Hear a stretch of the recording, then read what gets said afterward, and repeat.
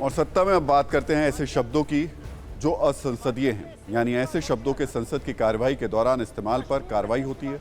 भाषण के उस हिस्से को रिकॉर्ड से हटा दिया जाता है जिसे हम संसदीय भाषा में एक्सपंज कह सकते हैं।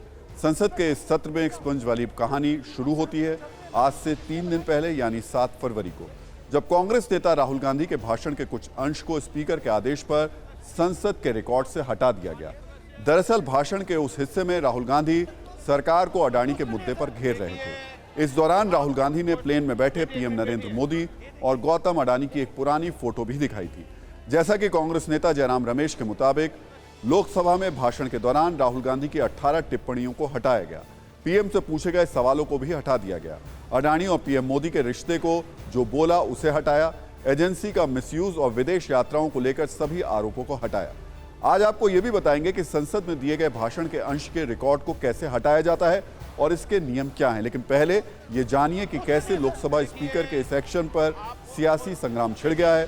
कांग्रेस के अध्यक्ष मल्लिकार्जुन खड़गे ने इस कार्रवाई को गलत बताया और कहा कि चाहे कोई भी कार्रवाई हो, हम अपनी फीलिंग बताकर रहेंगे। I raised certain points as per rules only, and why it is prejudiced towards me, I don't know. Sir, don't. 1 minute, sir, you can expunge my word, you can expel, you can dismiss me from membership. But I want to tell my feeling. I want to tell my feeling. And when Sorry. Take your. Lok Sabha में राहुल गांधी के प्रहार के बाद PM ने भी पलटवार किया। हालांकि लोकसभा में पीएम मोदी का अंदाज उतना आक्रामक नहीं था जितना राज्यसभा में था। फिलहाल एक्सपंज वाले एक्शन पर राहुल गांधी ने क्या कहा, यह भी सुनिए। राहुल जी, पीएम के क्यों एक्सपेंड किया गया? आपके सवालों का जवाब मिला? कोई जवाब नहीं मिला। राहुल जी, पीएम के क्यों एक्सपेंड किया गया? आपके सवालों का जवाब मिला? कोई जवाब नहीं मिला। इस मामले में संसदीय कार्य मंत्री प्रहलाद जोशी ने राहुल गांधी और मल्लिकार्जुन खड़गे को जवाब दिया। अनाप शनाप आरोप, अनाप शनाप भाषा, बेबुनियाद आरोप, बेसलेस एलिगेशंस, एंड वो भी कुछ भी ऑथेंटिकेशन नहीं करते। ये तरीका है क्या? यही मैं उन लोगों से पूछना चाहता हूं। तो ये तो हुई आरोप प्रत्यारोप की बात। आज आपके मन में भी ये सवाल उठ रहा होगा कि एक्सपंज क्या होता है, क्यों होता है, इसके नियम क्या हैं और इसका असर क्या होता है।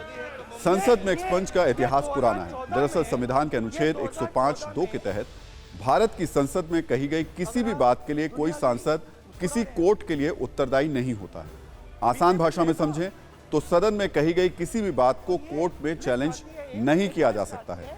इसका मतलब यह भी नहीं कि सांसदों को संसद में कुछ भी बोलने की छूट मिली हुई है। लोकसभा में procedure and conduct of business के रूल 380 के तहत अगर स्पीकर को लगता है कि कोई भी सांसद अपने भाषण में ऐसे शब्दों का इस्तेमाल कर रहे हैं जो मान हानिकारक या असंसदीय हैं, जिसे सार्वजनिक करना जनहित में नहीं है, तो अध्यक्ष अपने विवेकाधिकार का इस्तेमाल करते हुए भाषण के उस अंश को रिकॉर्ड से हटाने का आदेश दे सकते हैं।